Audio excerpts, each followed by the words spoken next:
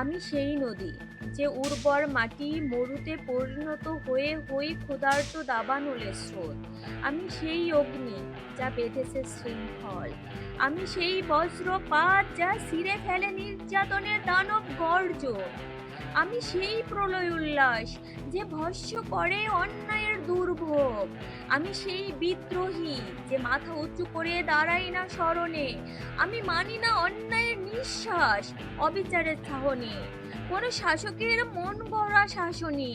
আমি মাথা নোয়াই না অসত্যের কোনো বাণীতে।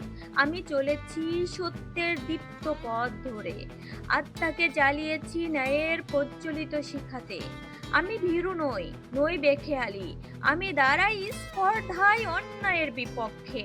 আমি তীব্র দাবানল, শুদ্ধ জাগরণের তীব্র ভাষা। আমি জুলাইয়ের স্মৃতিগাথা।